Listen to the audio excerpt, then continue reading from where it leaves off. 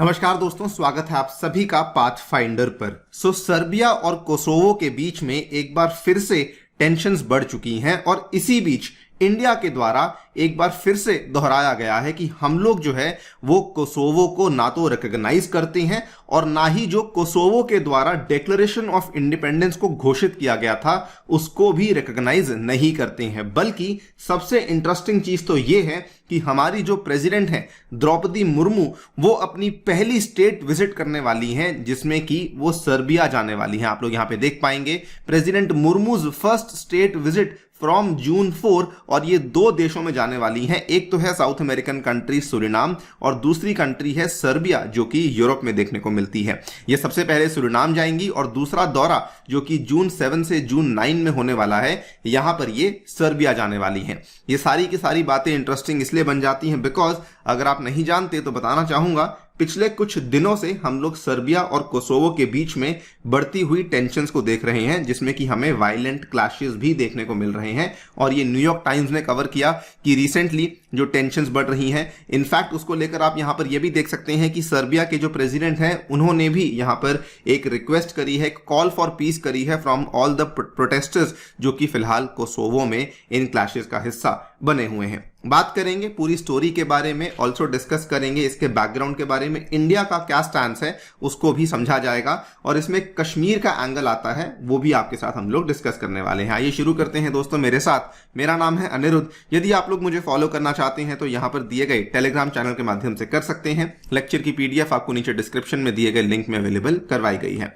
Also बताना चाहूंगा कि पॉपुलर डिमांड के चलते अग्निपथ बैच को हमने एक हफ्ते के लिए एक्सटेंड कर दिया है। एनरोलमेंट्स अभी भी ओपन है। अगर आपने इसको ज्वाइन नहीं किया है प्लीज जल्दी से जाइए और इसमें एनरोल कर लीजिए। इसमें एनरोल करते टाइम आपको जो कूपन कोड इस्तेमाल करना है दैट इज ANIUPSC, तभी जाकर के आपको इसमें 20% का शानदार डिस्काउंट अवेलेबल होगा। इसका जो प्राइस है वो वैसे ही 10,000 आपको मिलेगा, लेकिन अगर आप ANI UPSC कोड इस्तेमाल करेंगे तो 8,000 में ये पूरा का पूरा कोर्स आपको अवेलेबल हो जाएगा, जिसमें आपको प्रीलिम्स, मेंस और इंटरव्यू सभी कंप्लीट एंड टू एंड तैयारी करवाई जाएगी। और मेरे द्वारा आप लोगों के लिए अवेलेबल करवाई जाएगी कंप्लीट फिजिकल ज्योग्राफी, जिसमें कि मैं आपके लिए क्लाइमेटोलॉजी, ओशनोग्राफी और जियोमॉर्फोलॉजी सभी चीजें अवेलेबल करवाने वाला हूं।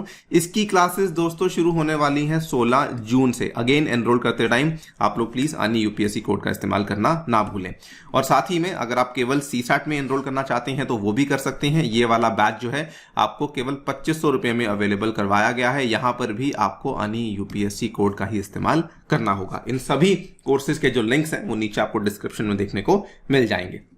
ऑलराइट, थोड़ा सा हम लोग बैकग्राउंड को समझ लेते हैं। ये वाला जो आप मैप आपके लेफ्ट साइड पे देख पा रहे होंगे, इसमें जो ऑरेंज वाली टेरिटरी है ये बेसिकली टेरिटरी है सर्बिया की, और ये जो छोटी सी टेरिटरी ग्रीन कलर की टेरिटरी है उसके सदर्न टिप पे आती है, इसको कहा जाता है कोसोवो की टेरिटरी।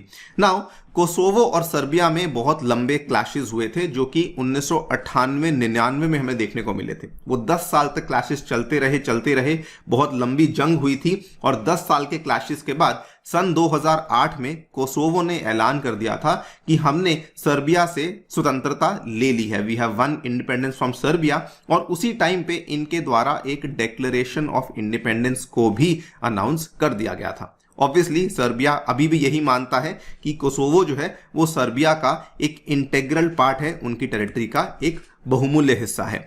नाउ ये सारी की सारी चीजें इसलिए हुई थी बिकॉज यहां पर कोसोवो के पास बेसिकली नाटो की सपोर्ट थी। आप इस वाले मैप में चीजों को और क्लियरली देख पाएंगे। ये दोस्तों सर्बिया है, ये नीचे वाली टेरिटरी जो है ये छोटी सी टेरिटरी ये कोसोवो है। And very very important territory इसके साउथ में आती है, that is the country of Albania, जो कि बाय द वे नाटो का भी मेंबर है।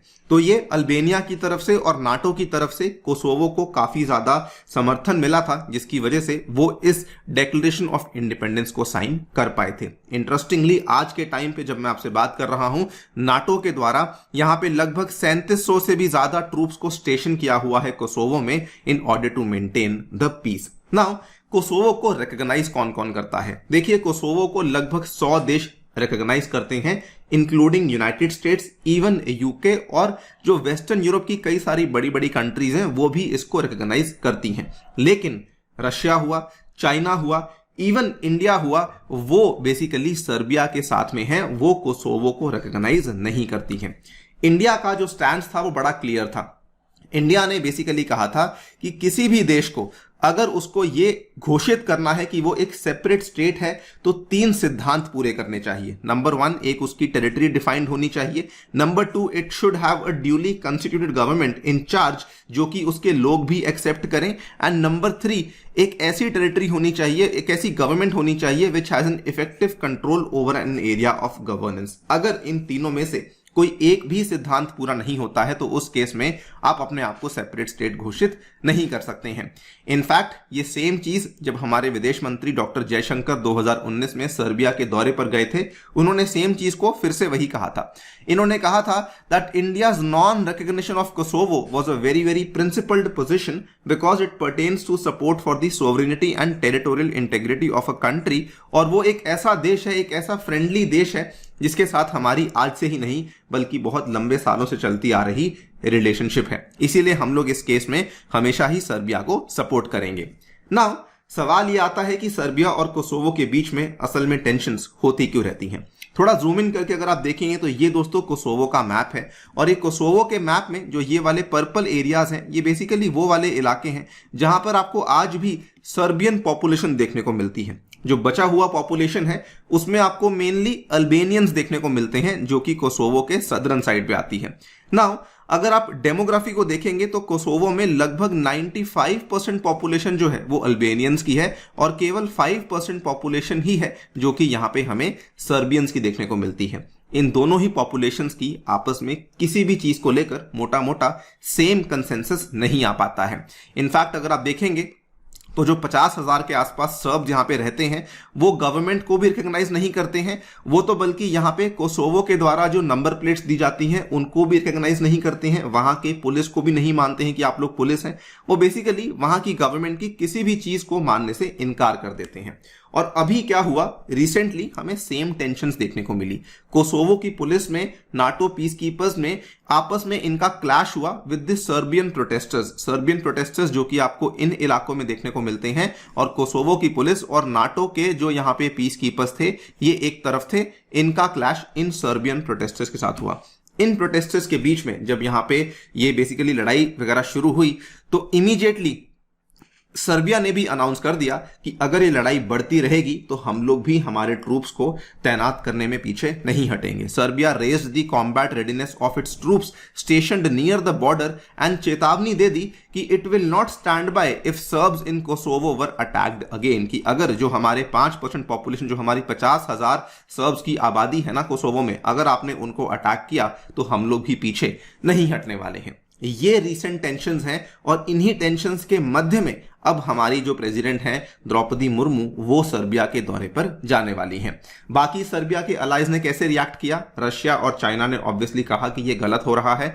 रशिया ने साफ साफ कहा कि अगर ये चीज को नहीं रोका जाएगा तो शायद एक और कॉन्फ्लिक्ट आ जाएगा in the heart of Europe. China again जो कि सर्बिया के समर्थन में है, इन्होंने कहा कि देखिए ये नाटो जो है इसको सोवरेनिटी और टेरिटोरियल इंटेग्रिटी रिस्पेक्ट करनी चाहिए of the relevant countries and truly do what is conducive to regional peace. Now India का स्टैंड आप लोग जानते ही हैं कि इंडिया का स्टैंड बेसिकली यहां पे क्या है, लेकिन इंडिया के स्टैंड को लेकर असल में सर्बिया के द्वारा भी एक रेसिप्रोसिटी करी गई थी, जो कि केवल आज से ही नहीं पिछले ऑलमोस्ट हम कई सालों से देखते आ रहे हैं कि सर्बिया इंडिया का बहुत ज्यादा थैंक करता आया है। इसके पहले भी 2021 में, उसके बाद 2022 में, तब भी कुछ क्लासेस चल रहे थे। सर्बिया के प्रेसिडेंट का स्टेटमेंट सुनिए। इन्होंने कहा, I will say thank you to Russia countless times, I thank them for the political support, I thank China, I thank India, I am grateful to them all, क्योंकि वो हमेशा ही हमारे साथ खड़े रहे हैं। इनफैक्ट 2021 में तो सर्बिया ने यह तक कहा था कि क्योंकि इंडिया कोसोवो को लेके हमें सपोर्ट करता है तो हम भी कश्मीर को लेके हमेशा ही इंडिया को सपोर्ट करेंगे, बिकॉज कश्मीर का भी जो मुद्दा है वो भी आपको मालूम है कि इंडिया पाकिस्तान के बीच में विवाद बना हुआ है। उसको लेकर इन्होंने कहा कि हम भी हमेशा कश्मीर को ही लेकर इंडिया को ही सपोर्ट करने वाले हैं। खैर, अब कोसोवो और सर्बिया में क्या होने वाला है? कहा यह जा रहा है कि अगर आपस में ये लोग बातचीत नहीं करते हैं तो ये वाला जो कॉन्फ्लिक्ट है ये और भी बढ़ सकता है। अगर कोई मेजर ब्रेक थ्रू नहीं आया उस केस में इसका मतलब यह है कि प्रोलॉन्ग्ड इंस्टेबिलिटी आने वाली है, इकोनॉमिक डिक्लाइन होने वाला है एंड ऑब्वियसली क्लैशेस भी यहां पर बढ़ सकते हैं। और अगर इन केस कोई सर्बियन मिलिट्री के द्वारा इंटरवेंशन हो जाती है, उस केस में फिर नाटो के जो पीस कीपर्स हैं उनके साथ भी हमें क्लैशेस देखने को मिल सकते हैं। उम्मीद करते हैं कि ये चीजें जल्द से जल्द सॉल्व हो सके। बाकी आपकी इसको लेकर क्या राय है डेफिनेटली बताइए हमें कमेंट सेक्शन में। जाने से पहले बताना चाहूंगा हिस्ट्री का समुद्र मंथन आने वाला है जून 4 को। एनरोल नहीं किया है जल्दी से जाकर इसमें एनरोल कर लीजिए। इसके अलावा दोस्तों टेस्ट सीरीज में भी आप लोग एनरोल कर सकते हैं using the coupon code ANI UPSC। Mains test series मात्र 2500 रुपए में आपको अवेलेबल करवाई गई है। Thank you so much for listening. Stay tuned and stay safe.